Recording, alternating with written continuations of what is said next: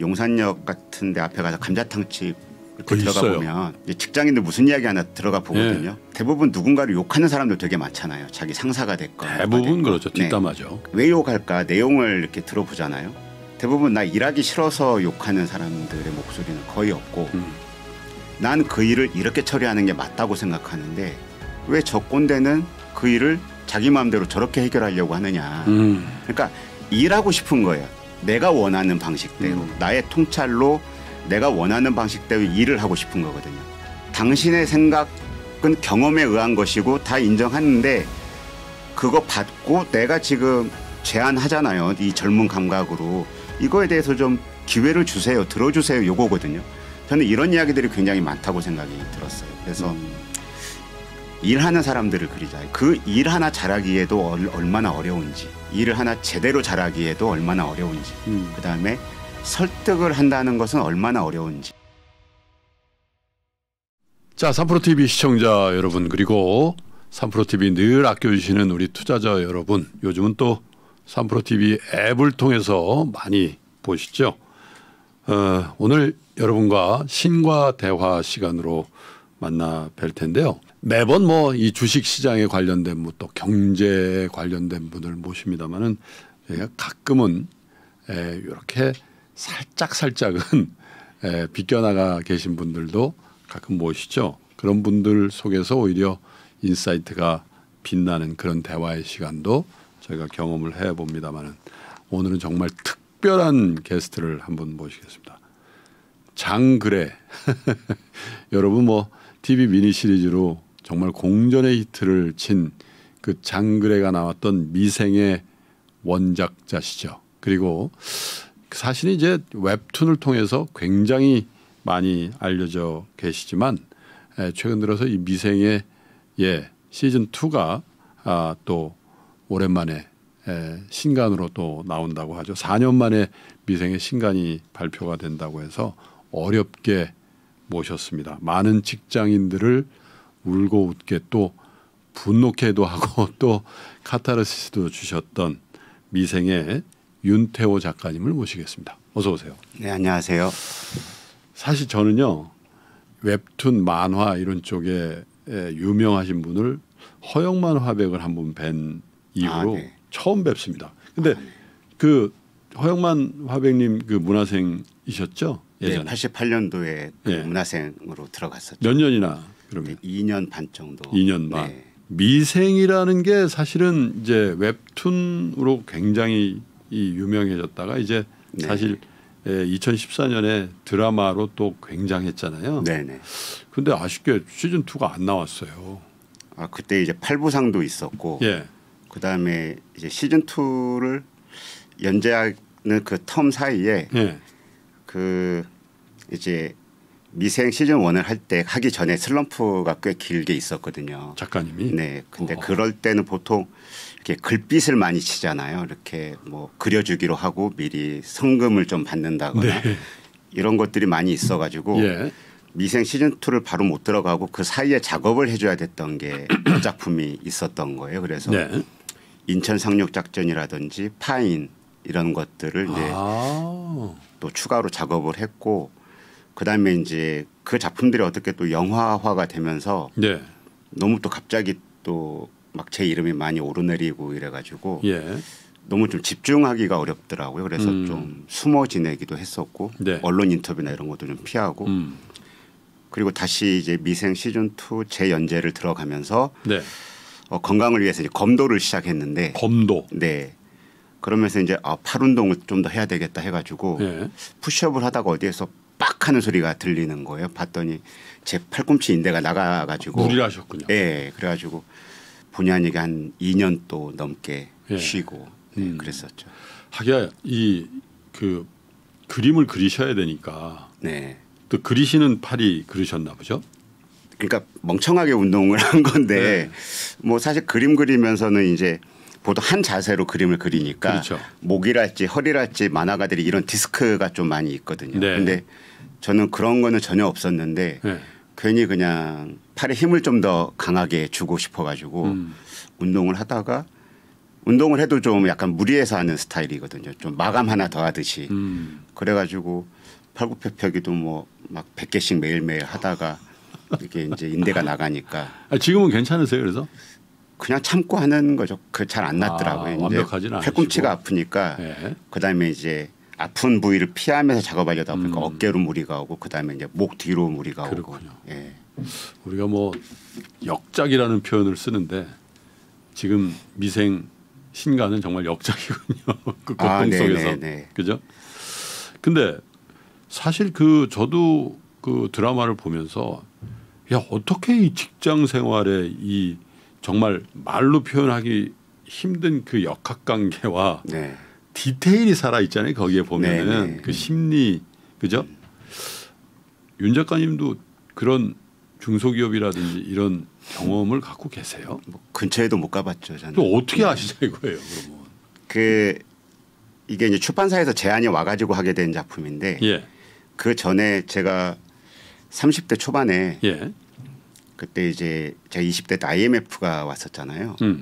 그래서 그때 이제 제가 살고 있던 곳이 죽전이었는데 용인 죽전이었는데 굉장히 이제 그 퇴직하신 분들이 많이 가게를 많이 차리시고 그 가게가 5개월 6개월도 못 가가지고 다시 또 다른 업종으로 바뀌고 이런 것들을 많이 보면서 돈을 번다는 건 어떻게 해야 벌 수 있나 그리고 돈을 장사라는 건 뭔가라는 생각 때문에 그 국립도서관 서초동에 있는 국립도서관을 가가지고 창업 관련한 책들을 막 본 적이 있어요. 메모도 되게 많이 하고 그러다가 이건 도저히 내 혼자 머리로는 못하겠다 싶어가지고 접었었고 그다음에 이제 바둑 관련해가지고 제가 바둑 관련 책 보는 걸 좋아하는데 그 옛날에 프로기사분들 중에는 이제 아니면 프로기사의 근처까지 가보신 분들 중에는 지방을 이렇게 돌아다니시면서 박내기 바둑 하시는 맞습니다. 이제 농한기 때 뭐 이런 분들도 있었다고 해요. 그래서 이제 그 바둑 노름꾼 이야기를 해볼까라고 했다가 그 바둑 노름꾼의 그 아주 기묘한 수싸움이나 이런 것들을 묘사를 하려면 제가 바둑에 대해서 잘 알아야 되는데 저는 바둑 한 9급 10급밖에 안 되니까 그 고급한 수에 대한 이해가 없는 거죠. 그래서 포기하고 있었는데 한 10년쯤 지나가지고 이제 출판사에서 이제 바둑과 바둑의 고수가 샐러리맨들이나 직장인들에게 좀 삶의 지혜나 이런 것들을 나눠주는 장그래가 바둑의 고수죠. 네, 그래서 그런 만화를 하면 어떻겠느냐. 그래서 이제 처음에 고수라는 가제를 가지고 저한테 제안을 했는데 처음에 계약금이 있었어요. 그래서 또 덜컥 계약을 했죠. 예, 왜냐하면 그 전에 이끼라는 만화를 했었는데. 그 전에 워낙 이제 갖고 있던 빚이 있다 보니까 이끼로 얻은 수익이나 이런 것들은 다 빚 갚는 데 쓰이고 이제 실제 생활은 뭐 크게 변한 게 없으니까 그냥 그 계약금이 저한테는 너무 목말랐던 거라서 덜컥 계약을 하고 났더니 도대체 이게 만화라는 게 특정 직업군 아주 우리가 흔히 보기 어려운 직업군을 만화로 그리게 되면 제가 잘 묘사를 못해도 그 특수한 직업군에 계신 분들한테만 욕먹거든요. 그렇죠. 한 10분 정도 아니면 한 500분 정도.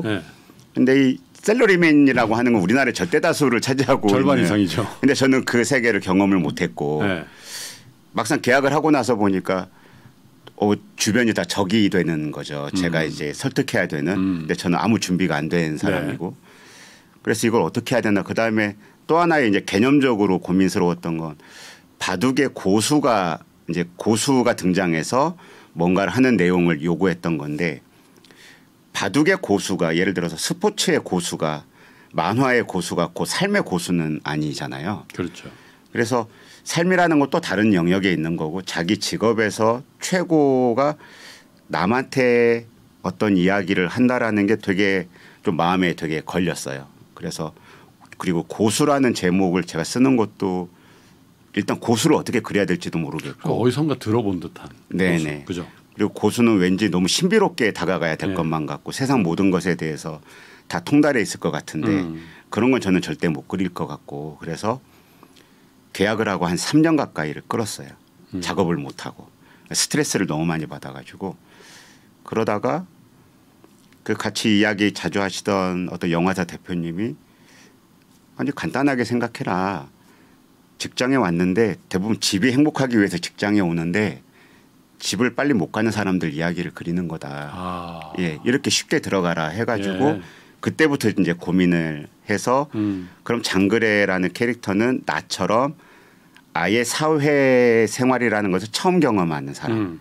그래서 고수가 아니라 바둑 그 한국기원의 연구생 제도가 있으니까 그렇죠. 그 연구생 출신으로 프로기사가 못 되는 사람이 세상에 나와서 적응해가는 이야기.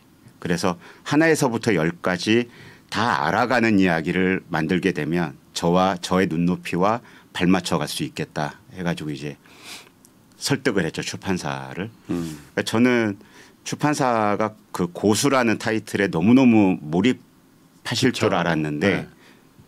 의외로 그냥 그분들은 가이드를 잡기 위해서 그냥 저한테 던졌던 것이고 어떻게든 제가 재미있게 꾸려주기만 바라고 계셨던 건데 출판사를 저도 네. 경영을 하잖아요. 네, 네. 출판사 그렇게까지 네, 그렇더라고요. 뭘 압박을 하거나 그렇게 안 합니다. 그렇더라고요. 저 혼자만 3년 동안 고민을 그러니까. 했었던 거죠. 네, 차라리 그냥 먼저 가가지고 고민도 다 털어놓고 그러니까. 이야기도 네. 하고 이랬어야 됐는데 하여튼 그래서 더 미루기 어려웠던 시점에 이제 2012년도 1월달에 연재를 시작을 했죠. 그렇군요.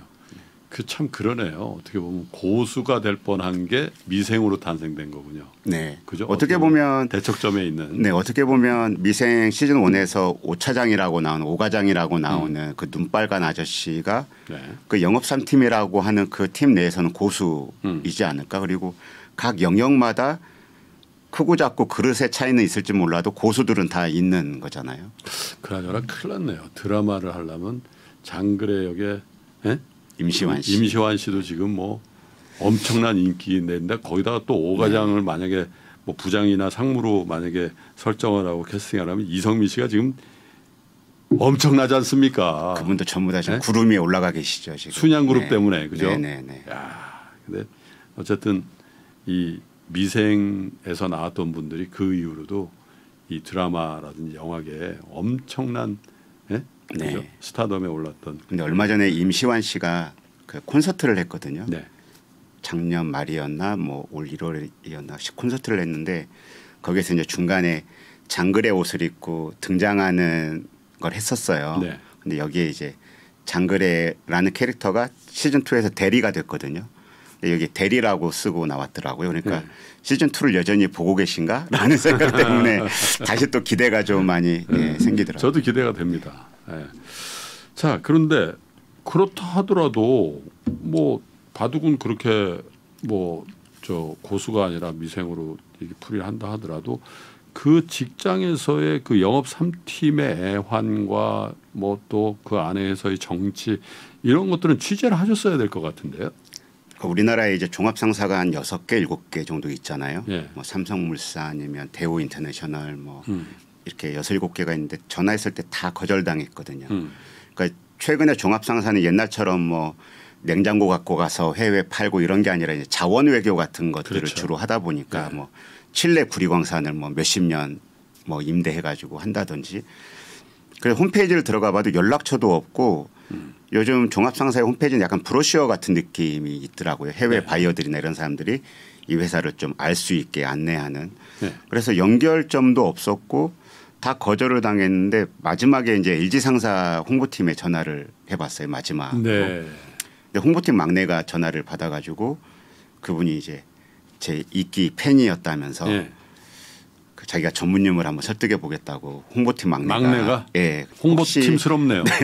그래서 가이드 혹시 문구나 이런 것들을 보내줄 수 있냐 그래서 열심히 써가지고 보내드리고 며칠 있다가 이제 아 역시 안 됐습니다 해서 그분이 이제 또 제 팬이라고 하시니까 그럼 혹시 우리 소주 한 잔 먹을 수 있을까요? 그랬더니 아 너무 좋다고 그러면서 자기 종합상사 다니는 선배 한 명이 있는데 네.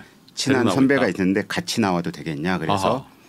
너무 환영이라고 해서 그때 이제 이미 미생이 한 5, 6화 연재가 시작이 됐을 때 지점이었거든요. 네. 도저히 그 종합상사 회사원들 취재가 막 안 되고 있을 때 네. 그래서 앞부분 보면은 드라마나 영화에서 봤던 것 같은 옛날 그 회사를 묘사하듯이 만화가 묘사가 돼 있거든요. 네.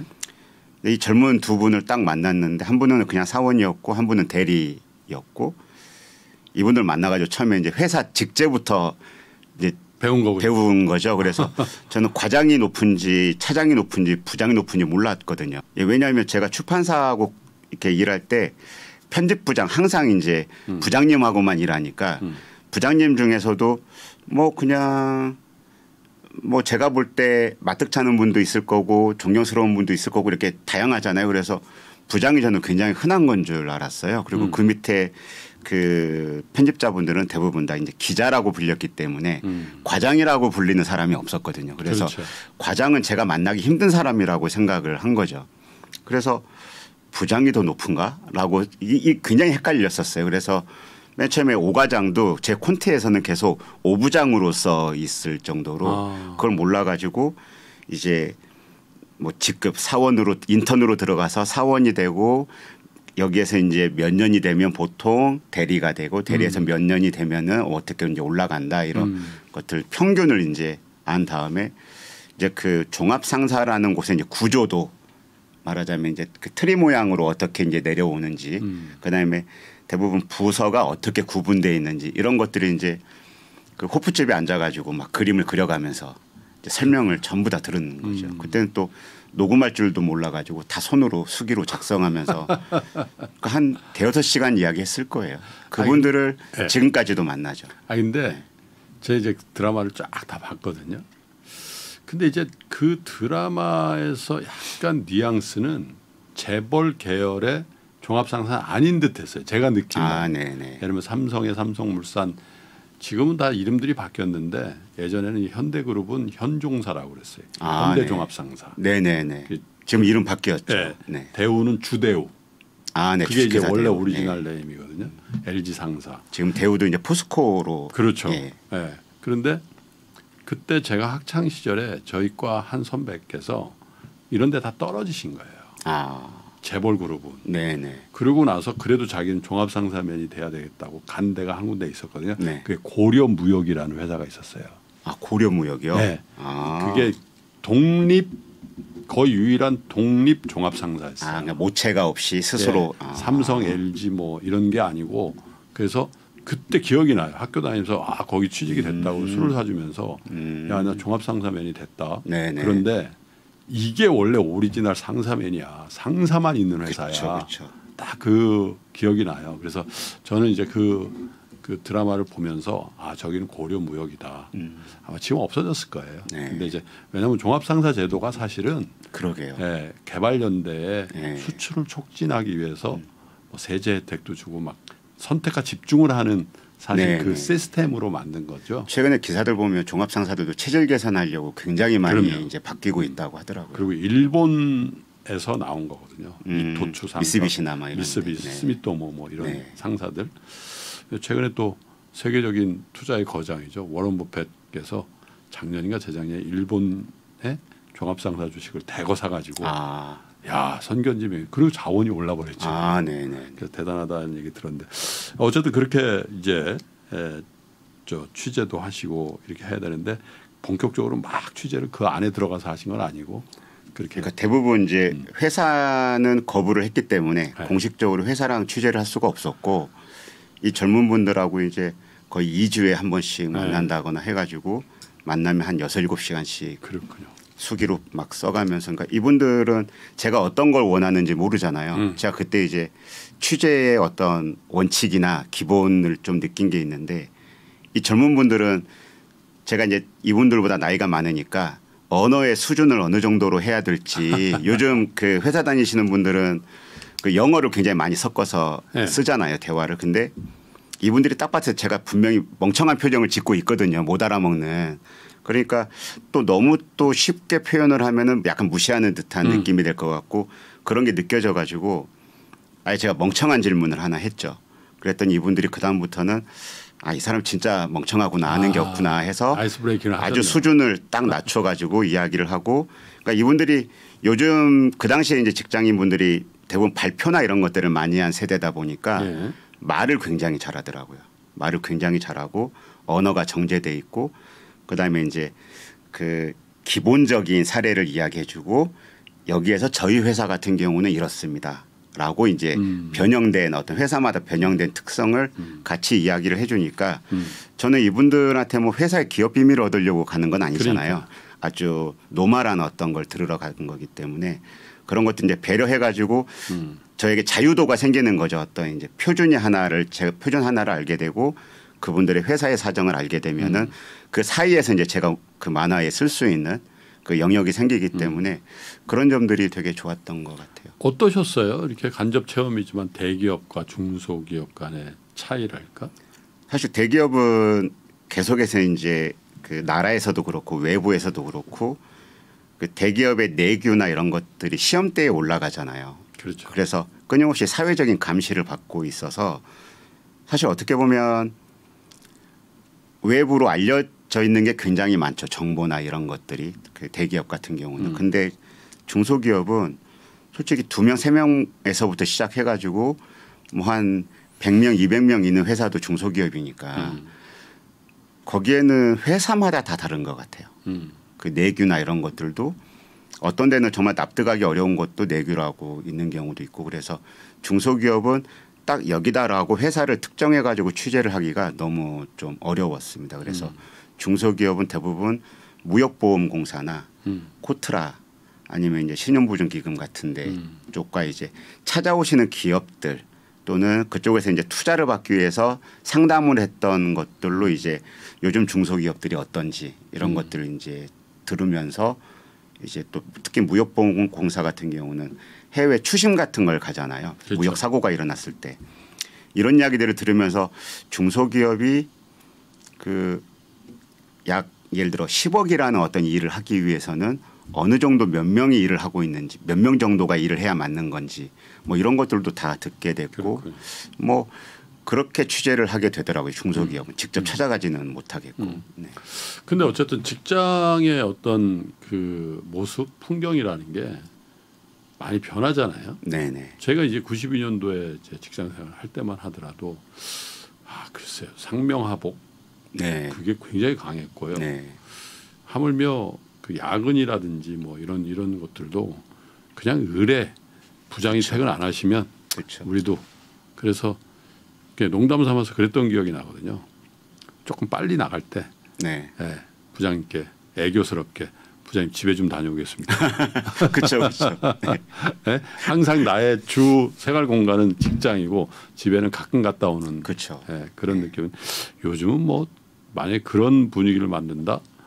그러니까 방금 그 말씀 때문에 제 미생 댓글에 노예들이 무슨 회사 가서 무슨 의미 찾으려고 일하냐 뭐 이런 댓글들도 되게 많이 있었거든요. 네.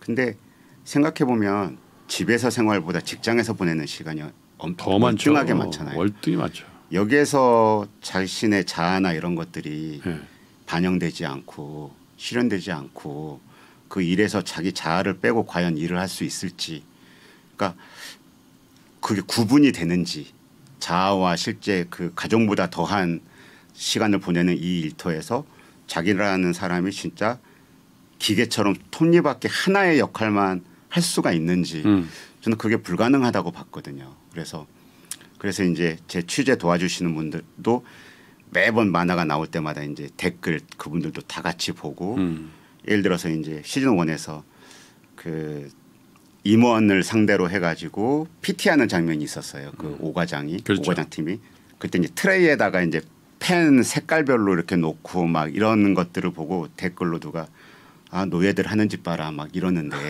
제가 그걸 보고 이제 제 취재 도와주신 분들한테 이건 난 너무 충격이다 이런 댓글이 진짜 이게 노예들이 하는 일이냐 그랬더니 선생님 걱정하지 마세요. 일 안 해본 사람입니다. 그러는 거예요. 뭐냐면 어떤 팀이 정말 우리 팀에서 이걸 이뤄내야 되는 일이라고 한다면 그 트레이에 빨간색, 파란색, 검정색 볼펜에 이 색깔별로 하는 것은 뭔가 염원을 담는 행위인 거잖아요. 그게 그 순간에 뭔가를 결정하지 않더라도 이걸 준비하는 사람들이 뭔가 이 일이 꼭 되기를 바라는 마음에서 하는 것이죠. 예, 이런 부분에 대해서 노예들 봐라. 그 돈 벌려고 뭐 이렇게 표현하는 거에 대해서 상당히 많이 좀 상처받고 그랬었죠. 그러니까 우리나라에서 좀 우리나라가 원래 약간 시니컬한 태도가 좀 강하잖아요. 특히 온라인 공공적인 쪽에서 온라인 쪽에서 훨씬 더 그런 게 예, 많이 나오죠. 예. 특히 그때는 제가 이제 그 한참 미생 댓글은 질이 너무 좋아가지고 제3의 취재 지역이었거든요. 그래서 거기에 보면 저도 장그래처럼 한국기원 연습생 출신이었다가 프로기사가 못 되고 나와서 지금도 왕십리 지나갈 때는 한국기원을 피해서 멀리 돌아서 간다 막 이런 댓글들도 있었고 저는 되게 미생 댓글을 보면서 도움을 받은 게 너무 많았는데 그러다 보니까 그런 시니컬한 댓글들이 들어오면 너무나 그냥 쿡 들어오는 상처를 많이 받고 지금은 바둑은 몇 금이나 두세요? 더 떨어졌을 것 같아요. 그대로 거의 안 둬가지고. 근데 그 중에선 장그래는 뭐 한 1단, 2단 정도 되는 거죠. 프로가 못 됐으니까. 프로는 못 됐으나 네네. 아마 1단, 2단 이 정도. 아마 한 5, 6단 정도. 5, 6단까지. 예, 아마로는. 예, 그 한국기원 그 연구생 기력이 어마어마하더라고요. 특히 장그래는 18살에 나온 걸로 돼 있기 때문에 그 정도면. 그러니까 징크스라는 게 있네요. 그 바둑 기사 그게 뭐 아마든 프로든 나오는 드라마는 성공하네요. 그 1988인가요? 왜 그 네네 그죠. 거기도 보면 그죠? 네네. 예, 아주 프로 기사로 그쵸. 젊은. 그러니까 사실 한국기원에 가가지고 제가 취재 요청을 했을 때 거기 이제 사이버 오로의 손종수 상무라는 분이 정말 한심하게 저를 보더라고요.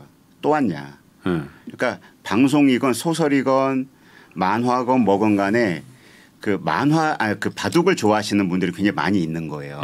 그래서 자기네를 이렇게 끌어당길 정도의 흥미로운 바둑이라면 일반 사람들에게 보여주기에도 되게 좋은 소재겠거니 했는데 막상 만들려고 하면 진짜 재미가 없거든요. 바둑 기보가 바둑판이 등장하는 순간 바둑 모르는 사람은 관심이 떨어져 버리는 거고 그래서 이분이 저한테 이제 딱 첫 마디가 바둑이 안 나오는 만화였으면 좋겠다. 내가 도안은 줄 텐데 바둑판이 등장 안 하는 만화였으면 좋겠다. 그래서 제가 저도 역시 바둑 기보가 보이는 순간 이 만화는 망한다라고 생각한다. 그 만화가 선생님 중에 강철수 선생님이라는 분이 계신데 이분이 아마 바둑 거의 6, 7단 되세요. 이분이 이제 바둑 관련한 그 수싸움하는 그 기보를 보여주는 만화를 몇 번 하셨었는데 저도 본 적 있습니다. 저는 이제 바둑을 좋아하니까 그걸 보지만 그때 스포츠 신문에 많이 연재를 하셨었는데 이게 과연 집에서 드라마를 보시는 분들 또는 집에서 웹툰을 보시는 주부들이나 학생들이나 이런 분들이 바둑을 모르시는 분들이 과연 여기에 감정이입을 할 수 있을까. 그래서 바둑의 통찰만 얻어오자라고 생각을 해서 그분하고 이제 그 박치문 선생님한테 이제 단행본에 한 수 한 수의 의미를 좀 써달라라고 이제 부탁을 드렸죠. 네. 그래서 그 만화에도 나오지만 바둑판 위에 의미 없는 돌은 없다라는 의미처럼 각 한 수 한 수가 어떤 의미를 갖고 있는지 매 회마다 앞에 이제 다 넣고 그랬죠. 의미 없는 돌은 없으나 또 우리가 흔히 얘기하는 사석이라고 하잖아요. 네네. 네, 그런 돌들도 있긴. 그러니까 이제 그 내용에 보면 그 박종식 과장이라고 코 큰 애가 나오거든요. 요르단 사고 치는 친구가 그때 장그래가 그 사람을 보면서 반집이라도 이겨보면 반집으로 지게 되면 그동안 이렇게 노력하고 버티고 싸워왔던 저 수들이 무슨 상관인가 싶지만 반집이라도 이겨보면 그때 내가 버텨줬던 그 돌이 고맙고 그렇죠. 패해서 지지 않았던 내 그 수가 고맙고 이런 거잖아요. 그러니까 사석이라고는 하지만 그 돌을 주고 다른 데를 얻을 수도 있는 거였기 때문에 그 과정에서 반집이라도 이겨보게 된다면 의미 없는 돌은 없게 되는 거니까. 네.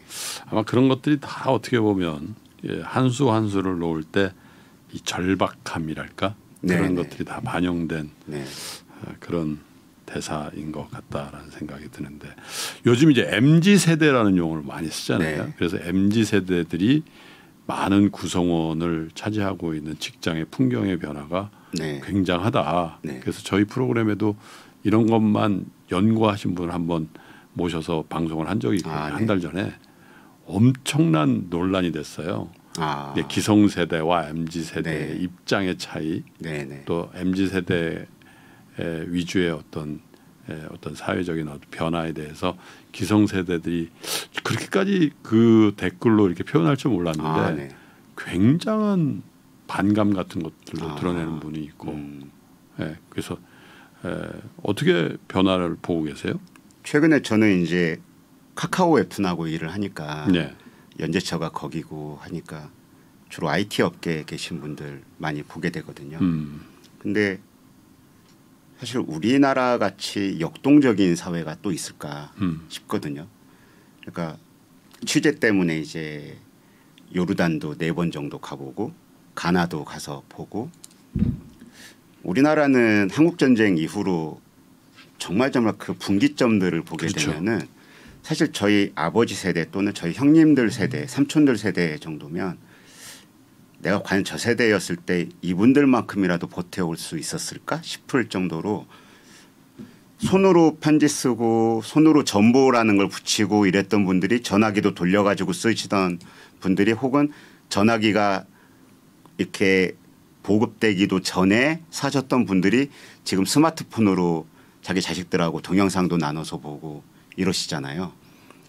저희 아버지는 이제 그 중학교 중퇴시니까 뭐 영어나 이런 것도 잘 모르시는데도 스마트폰으로 뭔가 저희에게 문자도 다 보내시고 뭐도 다 하고 그러니까 이런 분들이 버텨오셨던 세월이랄까 이런 것들을 이제 시즌 1에는 많은 분들이 댓글에 이거 약간 옛날스러운 종합상사다라고 많이 그걸 이제 인지하면서 봐주시는데 이게 연재가 된 지 이제 8년 만에 이게 다시 또 재연재가 되다 보니까 너무 회사의 분위기랄지 인테리어랄지 이런 것들이 너무 많이 바뀐 거죠.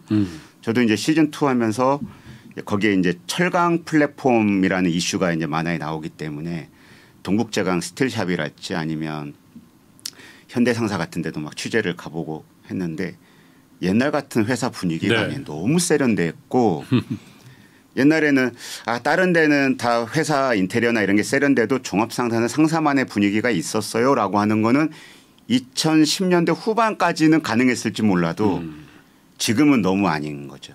지금은. 그리고 거기도 이렇게 좌석 배치가 돼 있지 않았나요? 이렇게 머리를 지금은 파티션 같은 게 거의 없어지고요. 거의 그냥 모니터가 약간 파티션 역할을 해주는 것 같고 그리고 이제 우리나라가 IMF 지나면서 임원실이라고 하는 게 이제 없어졌다시피 했잖아요. 그래서 제가 머릿속에 그리고 있던 임원이 방 안에서 막 호통치고 막 이런 것들도 이미 없어지고 제가 간혹 만화적인 과장을 넣어서 서류를 이렇게 팍 날리는 걸 그렸거든요. 댓글에 요즘 이런 회사가 어디냐고 난리가 난 거예요. 이러면 이거 보고 멋지다고 따라하는 임원이 있을까 봐 겁난다라고 그래서 죄송하게 생각하고. 근데 어쨌든 들어갔을 때 저도 그 경험이 있는데 책상 배치가 그 막내서부터 이렇게 앞을 보게 돼. 그러니까 부장님은 과장님의 뒤통수를 보고 있고. 그렇죠, 그렇죠. 네, 과장님은 대리의 뒤통수를 보고 있고 대리는 저의 뒤통수를 보고 있고 저는 저 앞에 부서에 저하고 똑같은 동기의 얼굴을 보고 있는 거죠. 기본적으로 창하고 멀어질수록 직급이 제일 낮아지는 거잖아요. 네, 저 문간 쪽으로. 네네. 자, 그런데 이제 시즌 2에 이제 변화된 무언가를 이제 녹여내셔야 될 텐데 이것도 스포라고 할 수 있나? 그러니까 시즌 1은 장그래라고 하는 이제 인턴으로 사람이지만 열심히 일한 사람이 이제 비정규직이잖아요. 그렇죠. 계약직이고. 그래서 많은 분들이 댓글에서 이제 장그래 정규직이 됐으면 좋겠다라고 이야기를 했지만 저는 애초에 정규직으로 만들고 싶은 생각이 없었거든요. 왜냐하면 나라나 사회에서 4년제 대학 나온 사람 나와야 되는 동기를 충분히 사람들에게 부여를 했고 대학원이랄지 유학이랄지 이런 것들을 나온 사람들한테 그 가산을 주는 이유가 분명히 있기 때문에 그 일을 한 그런 과정을 거친 사람들이 피해를 봐서는 안 된다고 생각을 했거든요. 그러니까 장그래가 열심히 이 일을 했기 때문에 이 사람이 정사원이 돼야 된다라는 것은 굉장히 좀 감정적인 문제라고 생각을 했어요. 오히려 그걸 통해서 인재를 좀 알아가는 회사의 탄력에 대해서 고민을 할 수는 있겠지만 지금 현재 대한민국 대기업 종합상사나 이런 데에서 고졸 인턴 사원을 딱 해가지고 그것도 낙하산으로 들어온 사람을 정직원으로 쓰는 것은 불가능에 가깝다라고 그렇죠. 저는 생각을 했거든요. 그래서 대부분 제가 취재할 때 종합상사의 농익은 어떤 한 팀은 그 팀이 대부분 팀장 그다음에 영업직 한 두세 명 그다음에 거기 팀의 격리 직원 한 분 이게 한 팀이라고 하더라고요. 그래서 이분들이 이제 굉장히 자기만의 그 해외 바이어 루트가 분명하게 있으면 이분들이 아예 독립을 해가지고 그 팀이 그대로 회사를 차리는 네, 경우가 맞습니다. 많다 그래서 네. 장거리는 그 팀으로 가는 게 맞다라고 처음부터 생각을 했죠. 예. 그래서 처음 시즌 1에서는 장거리라는 사람이 사회에서 인정받으려고 노력하는 태도 그 사람이야 노력할 수 있잖아요. 그래서 또 그것을 보면서 응원해주고 지지해주고 처음부터 바로 응원은 아니었겠지만 동화되고 감동받고 이런 사람들의 이야기 그래서 각각 개인의 생존이 핵심이었다면 그것이 미생이었다면 시즌 2에서는 이제 온갖 중소기업들 있잖아요. 대기업의 핵심이 망하기도 어려울 정도의 회사를 만드는 게 목표라고 친다면 그래서 여러 가지 사업들을 막 비등한 수치의 네. 어마어마한 사업들을 여러 가지를 한다 치면 중소기업은 사실 서너 명이서 내가 여기 나가가지고 중국에 가서 이 딜을 해오지 못하면 다음 달 다다음 달 우리 인건비와 유지비나 이런 것들이 될까 이 계산이 바로 나오는 곳이 중소기업이기 그렇죠. 때문에 제가 무역보험공사에 가가지고 굉장히 놀랬던 게 제 만화에 설정된 직원이 7명이다라고 했더니 그건 굉장히 큰 회사입니다 이러시는 거예요. 보통 무역보험공사에 와가지고 이제 보험 상담을 받으시는 분들은 종합상사에 있다 나오셔가지고 사장님 한 명 이분이 이제 바이어 만나러 해외로 나갔을 때 국내 영업 책임질 사람 한 명 그다음에 격리 보는 분 이 정도가 그렇죠.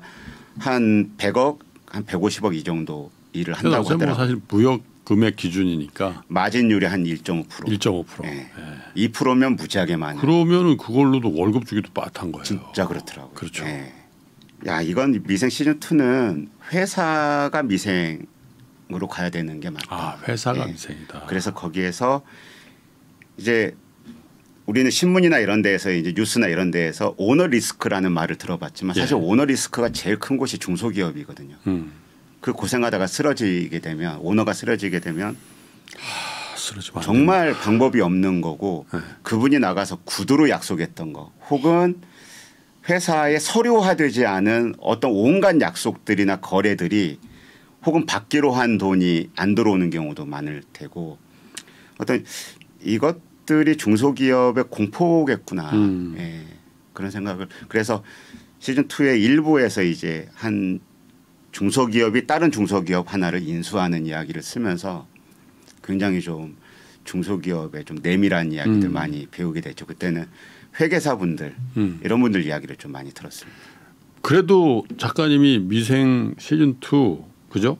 연재를 통해서 중소기업이 하나의 화두인데 네. 뭔가 메시지가 있을 거 아닙니까?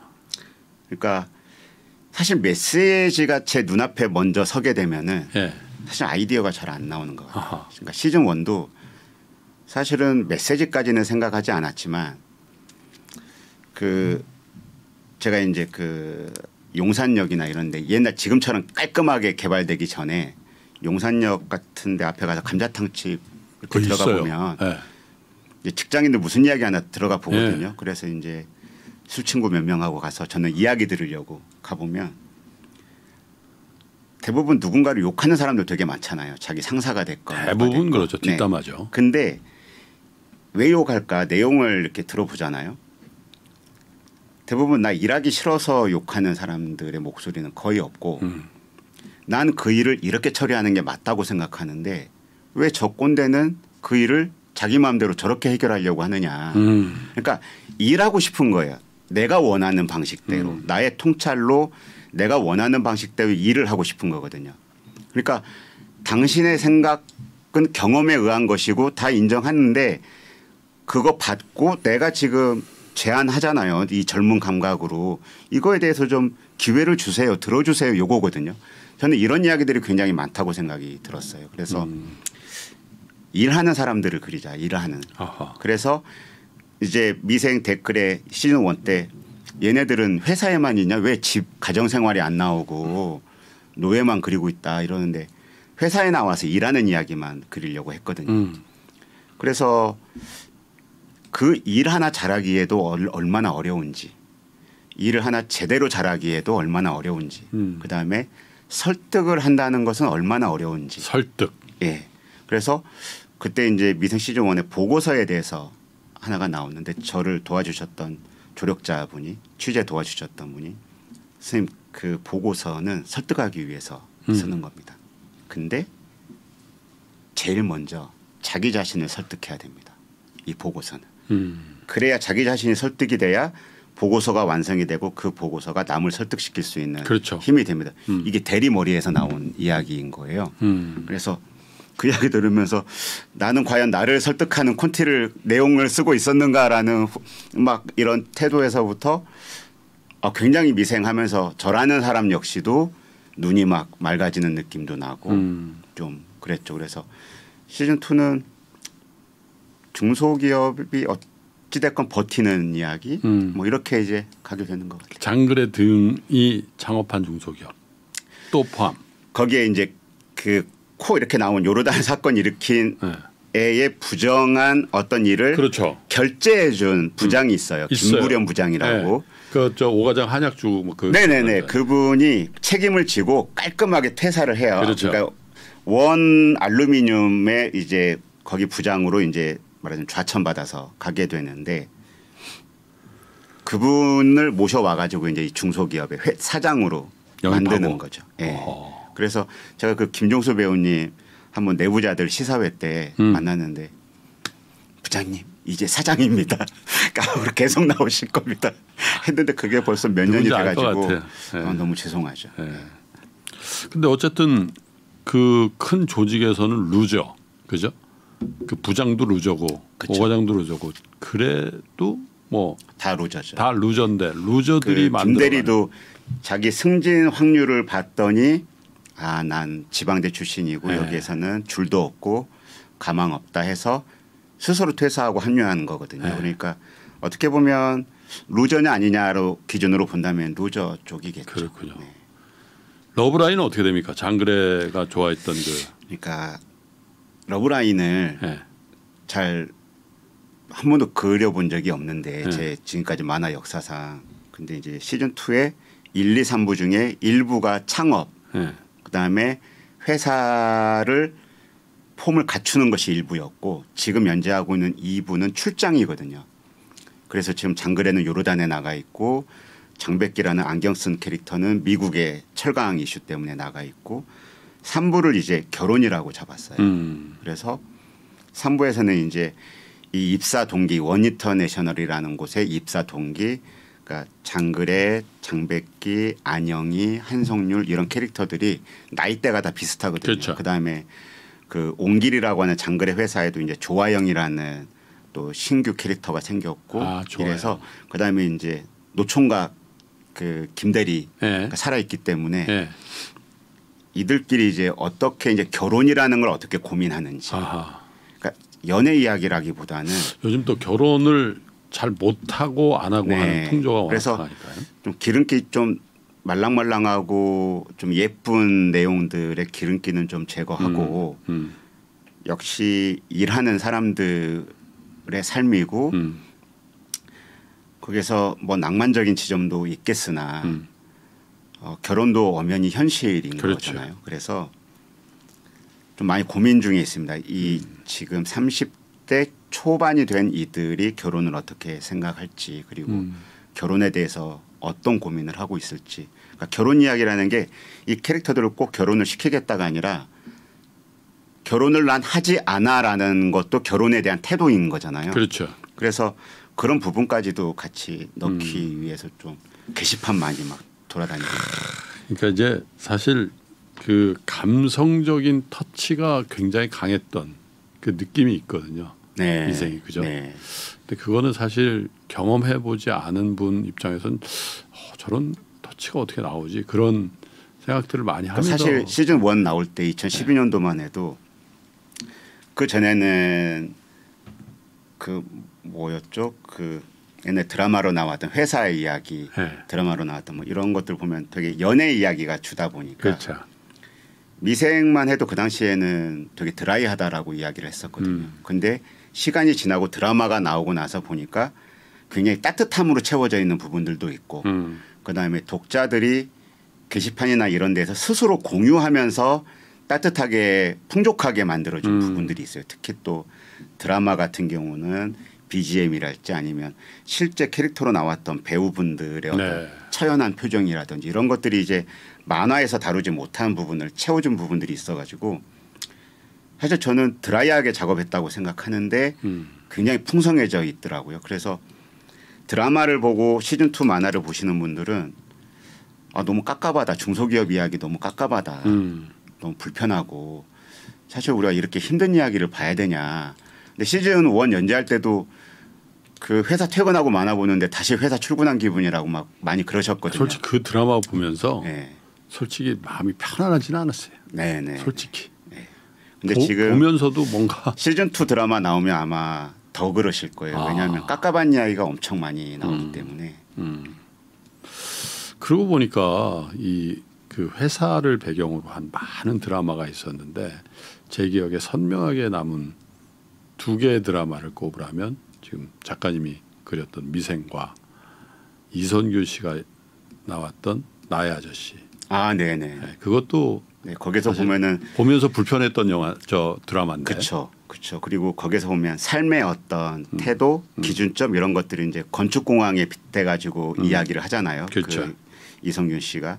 그러니까 그것도 어떻게 보면 이제 굉장히 우리나라 드라마에서 다루는 이야기들이 전문 용어가 들어가도 이제 그 시청자들이 어색해하지 않는 지점이 저는 온 거구나라고 생각이 들고 댓글을 보면 참 대단하다고 느끼는 게 지금 우리가 살고 있는 지금 이 시대가 정말 가장 많은 사람이 살고 있고 가장 많은 사람이 고급 교육을 받은 시대이고 가장 많은 사람이 체계 위기라고 하지만 가장 많은 글을 소비하고 있고 가장 많은 글을 작성하는 시대거든요.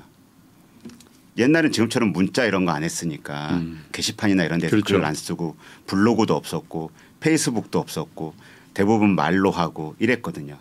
보고서 정도만 쓰고.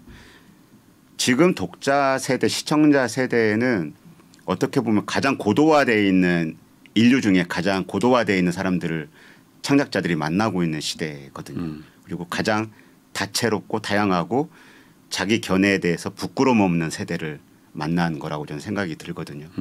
그래서 이 내용이나 이런 데에서도 보다 전문적으로 들어가도 그러니까요. 훨씬 과거와 다르게 훨씬 즐길 것이다. 이분들. 그래서 제가 윤 작가님께 하나 제안을 드리면 네. 네. 여러 번의 시도가 있었어요. 이 네. 금융시장을 다루는 또 증권시장을 다루는 저한테도 감수를 요청한 프로젝트가 한두 개 있었거든요. 예. 제가 바빠서 못 해드렸는데 영화도 보고 드라마도 보면 정말 노력을 많이 했구나. 그런데 네. 너무 빈틈들이 너무 많이 보이는 거예요. 저의 입장에서는 저건 아닌데 저건 영 말도 안 되는 얘기인데 이런 네. 것들에서 그러니까 전반적으로는 굉장히 수준이 있는 뭔가가 나왔는데 빈틈이 너무 이렇게 크게 보이는 그 지점들이 있었던 기억이 나는데 사실 허영만 선생님도 얼마 전에 허영만의 3천만 원인가 해가지고 주식 만화 하셨었잖아요. 저도 거기 조금 인발한 적이 있어요. 근데 그게 이제 금감원에서도 뭐 좀 경고나 어떤 이런 주의 요청 같은 게 왔다고 들었었는데 그것보다는 지금 말씀하시는 건 본격적인 극 만화로 직장인데 금융 증권인데 거기서 나오는 진짜 무역 종합 상사보다 더 많은 스토리가 거기 있거든요. 그러니까 제가 허영만 선생님 이제 문화생 나오면서 저희는 이제 1년에 서너 번씩 제자들 모임을 하거든요. 선생님하고 같이. 제가 20대 때 이미 허영만 선생님은 증권가의 도사처럼 있는 어떤 분에 대한 정보가 있으셨나 봐요. 네.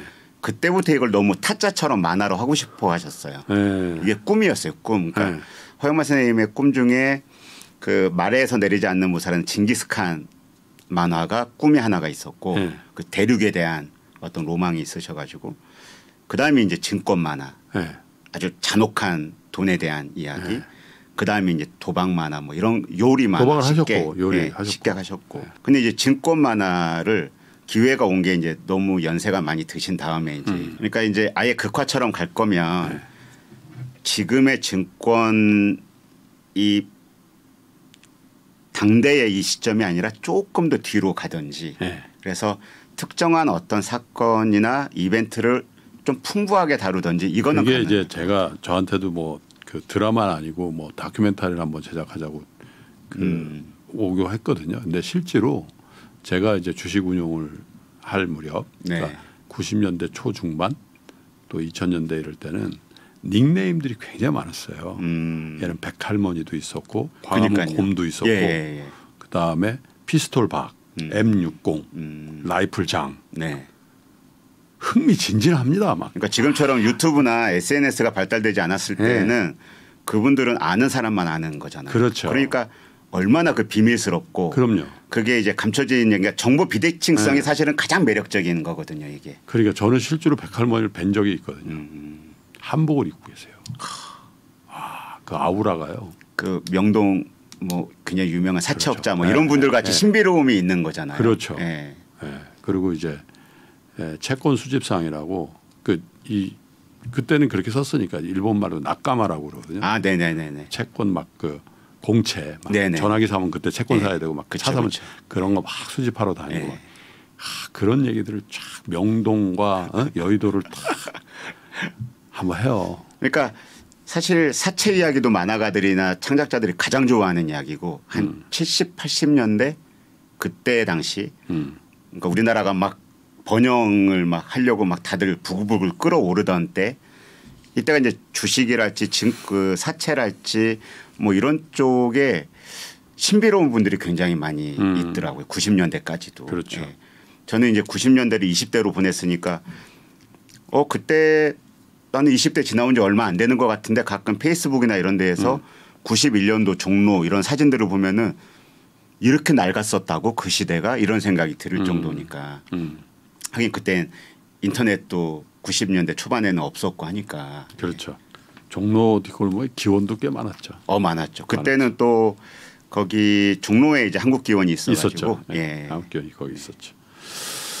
자, 미생의 윤태호 작가님과 이런저런 직장을 중심으로 한 얘기 그리고 미생의 신간에 대한 얘기도 살짝 여러분께 해드렸는데 시간이 벌써 이렇게 훌쩍 생각 같아서는 장소를 옮겨서 하면서 한잔하면 딱 좋겠는데 워낙 또 바쁘시고 하니까 마지막으로 그 우리 투자자 여러분들 또 금융 소비자 여러분들에게 이런 거 참 어렵습니다.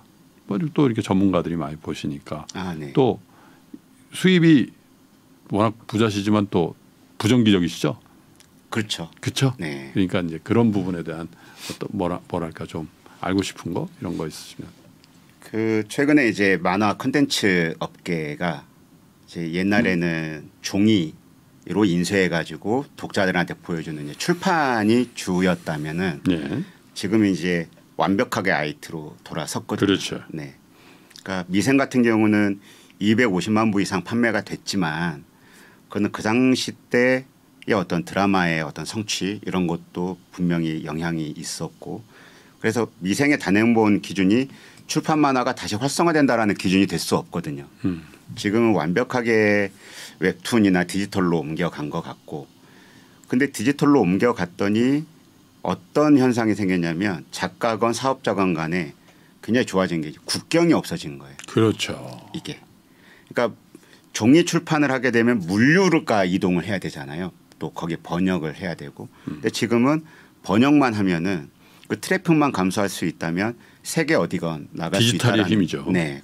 그런 거기 때문에 저희 작가들도 과거에는 그 동네에서 표현하자면 동네에서 일어난 일에 집중했다면 요즘 나오는 만화들은 캐릭터 그러니까 인간이라면 보편적으로 누구나 느낄 수 있는 보편적인 감정, 보편적인 사건, 보편적인 흥미로움에 더 집중하고 있는 게 있거든요. 지역적이지 않은. 네. 그래서 그런 부분들에 대해서 많이 고민하고 있고 그러다 보니까 사업자분들이 이 카카오 웹툰이건 네이버 웹툰이건 다른 그 플랫폼 사업자분들이 해외에 나갔을 때 국내 작품을 수출했을 때 그 나라에서 가장 반응이 좋은 작품이 뭐냐라고 물어보면 10분이면 10분 다 한국에서 1, 2, 3위 했던 만화는 해외에서도 1, 2, 3위를 한다. 이게 이제 드디어 저희 만화 작가 세대도 이 지역적인 것에서 벗어나고 이미 우리가 헐리우드 영화랄지 외국 소설이랄지 외국의 그 어떤 문물이랄지 이런 것들에 굉장히 익숙한 세대들이 지금 MZ세대라고 말하는 이 세대분이 나오고 있기 때문에 우리 이야기만 가지고 그러니까 이분들은 애초에 우리만의 이야기라는 구분이 희미할 것 같아요. 제가 생각할 때. 특히 저같이 뭐 옛날에 만화 그릴 때 판소리의 어떤 운율이 좋아가지고 그걸 끌어와서 만화를 하거나 이런 언어적인 유희보다는 요즘은 흥미로운 사건에 흥미로운 사람을 붙이는 형식으로. 그럼 이것은 미국 버전으로 옮겨가도 말이 되는 것이고 마치 무간도에서 서로가 조폭은 경찰 안에 자기 신복을 숨기고 경찰은 조폭 안에 자기 신복을 숨기고 이건 프랑스에 가도 말이 되고 미국에 가도 말이 되고 어디에 가나 말이 되는. 뭐 실제로 한국에서도 리메이크가 됐잖아요. 원형질 같은 어떤 이야기들에 더 관심을 쏟는 것 같아요. 그래서 이 콘텐츠 플랫폼 업계 많이 봐주셨으면 좋겠고 관심 있게. 게다가 지금 몇몇 업체 플랫폼 같은 경우는 해외 상장이나 이런 것들도 관심이 있잖아요. 그랬을 때 우리 작품들이 더 열심히 해외로 진출하는 것도 있겠지만 이 웹툰이라고 하는 것이 그 나라에서 웹툰을 소비하면서 웹툰 작가로 성장하는 사람들도 웹툰의 발전에 이바지하는 거거든요. 그렇죠. 네. 그래서 이렇게 되면 이제 전 지구적으로 웹툰이 흥미로운 매체가 되기를 바라는 것이고 소설도 그렇고 그림도 만화도 그렇지만 플랫폼은 뷰어는 계속 바뀌잖아요. 책에서 TV로 영화로 뭐가 바뀌지만 콘텐츠 자체는 바뀌지 않는다. 콘텐츠를 만들어내는 창작자들은 바뀌지 않는다. 그래서 국내에 이제 많은 창작 스튜디오나 이런 곳들이 있는데 이런 곳들도 유심히 관심을 많이 가져주셨으면 좋겠다. 개인적으로 뭐 재테크는 어떻게 하고 계세요? 전 사실 아내에게 전부 다 맡겨놓고 저는 제 공인 인증서 비번도 모르거든요. 그래서 와이프가 다 관리하고 있습니다. 그러니까 용돈이라기보다는 그냥 제 카드 가지고 그냥 쓰고 있죠. 맨날 혼나고. 네. 아니 다 벌어서 다 갖다 주시고 비번도 모르시는데 용돈 잘못 쓴다고 또 혼나고요? 네. 미생이시군요. 미생. 아, 예. 죽을 때까지. 아니 며칠 전에 제가 이제 저 보도를 보다가 은하철도 999를 그렸던 성함이 제가 그 마스모토 레이지라고 돌아가셨더군요. 그죠? 네네. 그래서 사실 우리 어렸을 때는 이 은하철도 999가 저 판타지였죠. 야, 어떻게 저런 상상력이 나오지? 그죠? 네. 그런 생각을 많이 하면서 봤던 저 만화 영화인데 이분이 이제 돌아가셨더라고요.